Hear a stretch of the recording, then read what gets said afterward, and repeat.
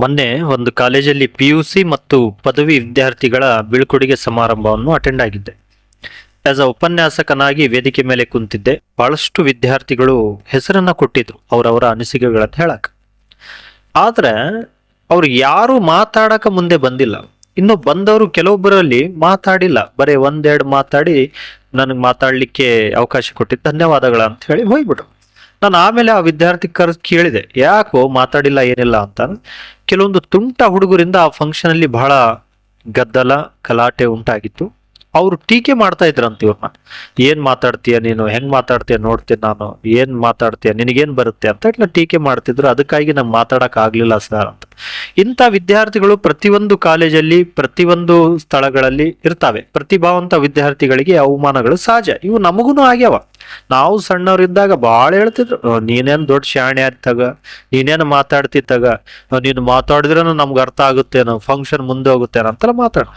ಅವರಿಗೆಲ್ಲ ತಲೆ ಕೆಡ್ಸ್ಕೊಳ್ಳೋದು ನಾವು ಮುಂದೆ ಬಂದಿದ್ವಿ. ಯಾಕಂದ್ರೆ ನಮ್ ಗುರುಗಳು ಹೇಳ್ತಾ ಇದ್ರು ಯಾವಾಗ್ಲೂ, ಬೆನ್ನು ತಟ್ಟವ್ರು ಯಾರು ಇರ್ತಾರೆ ಅವ್ರು ತಾಯಿ ಹೃದಯದವ್ರು ಅಂತ ಹೇಳ್ತಿರ್ತು. ಯಾರು ಬೆನ್ನು ತಡ್ತಾರೆ ನಿನಗ, ಹೋಗು ಮಾತಾಡು, ನೀನ್ ಚೆನ್ನಾಗಿ ಮಾತಾಡ್ತೀಯ ಅಂತ ತಾಯಿ ಹೃದಯದವ್ರು.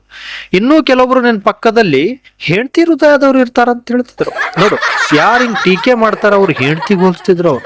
ಯಾಕಂದ್ರೆ ಗಂಡ್ ಏನು ಮಾಡಿದ್ರು ಹೆಂಡತಿ ಏನೋ ಒಂದ್ ಹೆಸರು ಇಡ್ತಾಳ ಅದಕ್ಕೆ.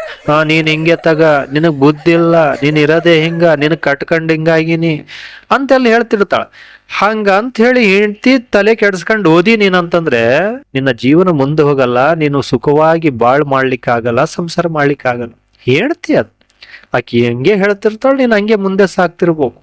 ಆಕಿ ಎಷ್ಟ್ ಹೇಳ್ತಿರ್ತಾಳ, ನೀನ್ ಆನೆ ಪಾದಗಳ ಹೆಂಗ್ ಮುಂದೆ ಇಟ್ಕೊಂಡು ಹೋಗುತ್ತಾ ಹಂಗ ಮುಂದೆ ಹೋಗ್ತಾ ಇದೀಯ ಅಂತಂದ್ರೆ ನಿನ್ ಗುರಿ ಮುಟ್ಲಕ್ ಸಾಧ್ಯ, ನಿನ್ ಪ್ರತಿಭೆ ಹೊರಗಡೆ ಬರ್ಲಿಕ್ಕೆ ಸಾಧ್ಯ. ಅದಕ್ಕಾಗಿ ಅವ್ರಿಗೆ ಹೆಂಡತಿ ಇದ್ದಂಗಪ್ಪ, ಅವ್ರಿಗೆ ಭಯಕ್ ಹೋಗ್ಬೇಡ್ರಿ. ತಾಯಿ ಎಷ್ಟು ಪಾತ್ರ ವಹಿಸ್ತಾಳು, ಎಷ್ಟು ಮುಖ್ಯನೋ ನಮ್ಮ ಜೀವನದಾಗ, ಹೆಂಡ್ತಿನೂ ಅಷ್ಟೆ. ಹೆಂಡ್ತಿ ಇರ್ಬೇಕು. ಹೆಂಡ್ತಿ ಇದ್ದಾಗ ನಿನಗೆ ಎಚ್ಚರ ಮಾಡ್ತಿರ್ತಾಳಕಿ. ಆಗಾಗ ಹೋಗು ಜಾಬಿಗೆ, ದುಡ್ಡು ತಗಂಬ, ದುಡಿ, ಅದು ಇದು ಅಂತ ಹೇಳಿ. ತಾಯಿ ಏನಿಲ್ಲ, ನಿನಗ್ ಸೌಕಾಸ ಬೆನ್ ತಟ್ಟಿ ಮಲಗಿಸ್ತಾಳಕಿ. ನಿದ್ದೆ ಮಾಡ್ಪುಟ, ನೀನ್ ಚೆನ್ನಾಗಿ ಊಟ ಮಾಡು ಅಂತಿರ್ತಾಳಕಿ. ಆಕೆಂದು ಕೇಳಿದ್ರೆ ಆರಾಮಿರ್ತಿ. ಅದೇ ರೀತಿಯಾಗಿ ಆರಾಮ್ ಇದ್ಬಿಟ್ರಿ ಅಂತಂದ್ರೆ ಲೇಜಿ ಆಗ್ತಿ. ಹೆಣ್ತಿದನು ಕೇಳ್ತಿರ್ಬೇಕು ಆಗಾಗ, ಹೋಗು ದುಡಿ, ಅದು ಇದು. ಅದು ಮುಂದೆ ಬರುವಂತ ಕೆಲಸ. ಮುಂದೆ ನೀನು ಬರ್ಲಿಕ್ಕೆ ಹೆಣ್ತಿನೂ ಮುಖ್ಯ. ಯಾಕಂದ್ರೆ ನೀನ್ ನೆಮ್ಮದಿ ಹಾಳು ಮಾಡಿ ಆಕಿ ದುನಿಯಾದಾಗ ಬಿಡ್ತಾಳ, ಸಮಾಜದಾಗ ಬೇರೆ ಆಗ್ಬಿಡ್ತಾಳ. ಅವಾಗ ನೀನ್ ಸಮಾಜದಾಗ ಮುಂದುವರಿತಿದಿ, ಬೆರಿತಿದಿ. ಅದಕ್ಕಾಗಿ ಹೆಂಡ್ತಿ ಇದ್ದಂಗ ಟೀಕೆ ಯಾರು ಮಾಡ್ತಾರಂದ್ರೆ ಅವ್ರ ಹೆಂಡತಿ ಇದ್ದಂಗ. ಅವರ ಭಾಷೆನೂ ಸಹ, ಅವರ ಟೀಕೆಗಳನ್ನು ಸಹ ನೀವು ತಗೊಂಡು ಅವಕ್ಕೆ ಸರಿಪಡಿಸಿದ್ರೆ ಅಂದ್ರೆ ಜೀವನದಲ್ಲಿ ಮುಂದೆ ಒಬ್ಬ ಒಳ್ಳೆ ವ್ಯಕ್ತಿಯಾಗಿ ಹೊರಗಡೆ ಬರ್ತೀರ ಅಂತ ಈ ಸಂದರ್ಭದಲ್ಲಿ ಹೇಳ್ತಾ, ಇನ್ನೊಂದು ಸರಿ ಯಾರನ್ನ ಟೀಕೆ ಮಾಡ್ಯಾರಂದ್ರೆ ಅವ್ರು ಶತ್ರುಗಳು ಅನ್ಕೋಬಾರ್ದು, ನಿಮ್ ಹೆಂಡತಿ ಅನ್ಕೋಬೇಕು.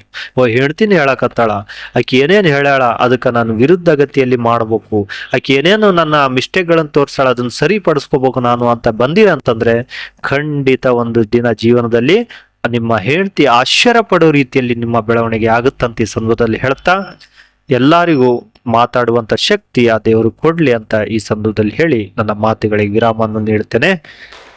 ಜೈ ಕರ್ನಾಟಕ.